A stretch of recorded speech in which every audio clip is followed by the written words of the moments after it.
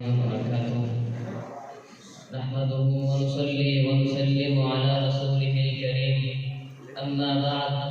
فأعوذ بالله السميع العليم من الشيطان الرجيم رضي الله عنهم ورضوا عنه أولئك حزب الله ألا إن حزب الله هم المفلحون جانثاران احمد وہ حق کا نشان جانثاران احمد وہ حق کا نشان ان کی عظمت پر قرآن گواہ ہو گیا مرتبہ کون سمجھے گا اصحاب کا جن سے دنیا میں راضی خدا ہو گیا ارباب علم و دانش چاند جب اپنی آب و تاب کے ساتھ آسمان پہ اپنی سیاباشی کرتے ہوئے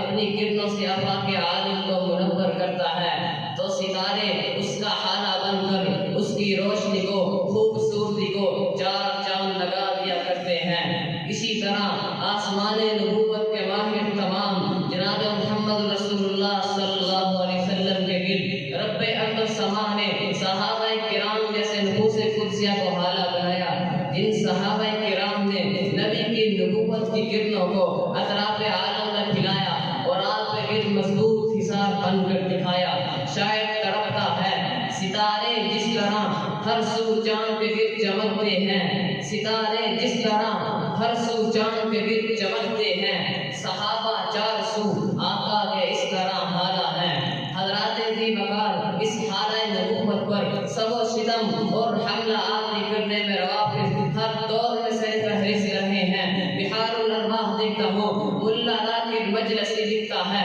نقل کفر نباشر کے تحت بتانے لگا ہوں کہ اپنی کتاب میں لکھتا ہے معاذ اللہ ثم معاذ اللہ حضرت ابو بکر و عمر کافر ہیں ان سے محبت کرنے والے کافر ہیں اس سے بڑا بدبخت تھا محمد بن حسن الصفال یہ لکھتا ہے حضرت ابو بکر و عمر رضی اللہ عنہما ملعون ہیں معاذ اللہ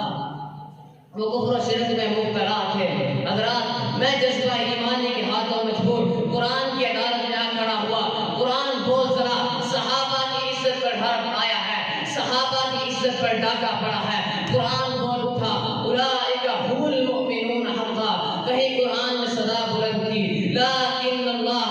حبب الیکم الایمان وزینہ فی قلوبکم وکرہ الیکم الکفر والفسوق والعصیان اولئک هم الراشدون کہیں قرآن بولا فإن آمنوا بمثل ما آمنتم به فقد اهتدوا میں سفر کرتے ہوئے جناب محمد رسول اللہ صلی اللہ علیہ وسلم کے در اقدس میں پہنچا آقا کائنات کی زبان نبوت سے یہ بحث صدا بلند ہوتی ہوئی نظر آئی سلسلہ صحیحہ ہے آقا فرماتے ہیں من سب اصحابی فعلیہ لعنت اللہ والملائکہ والناس اجمعین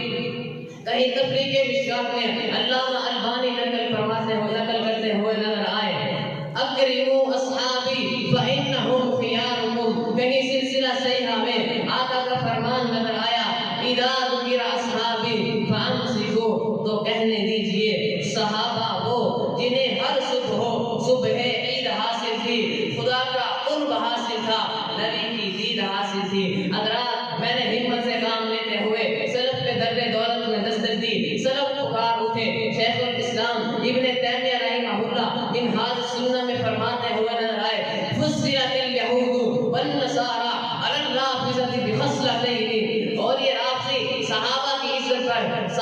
عزت پر حرف اٹھانے والے صحابہ کی عزت پر منہ کھولنے والے یہ تو یہود و نصارہ سے بھی بدتر نکلے سئلت الیہود یہود سے پوچھا گیا من خیر اہل ملتکم قالوا اصحاب موسیٰ کہ اصحاب موسیٰ سب سے بہتر ہیں وسئلت النصارى من خیر اہل ملتکم قالوا حواری عیسیٰ وسئلت الرافضۃ من شر اہل ملتکم قالوا اصحاب محمد ان بدبختوں نے کائنات میں سب سے برے صحابہ کرام کو قرار دیا امروا بالاستغفار لهم فسبوهم استغفار کا حکم تھا تو یہ گالیاں دینے چل پڑے تو ابن تیمیہ رحمہ اللہ لکھتے ہیں قیامت تک تلوار ان کے سروں پر ڈڑکتی رہے گی یہ دل دل کے ٹھوکریں کھاتے رہیں گے یہ کبھی کٹھے نہیں ہو سکیں گے ان کی دعاؤں کو قبول نہیں کیا جائے گا ان کی دعائیں رد کر دی جائیں گی کلما اوقدوا نارا للحرب اطفاها اللہ آگے بڑھیے امام مالک رحمہ اللہ فرماتے ہوئے نظر آئے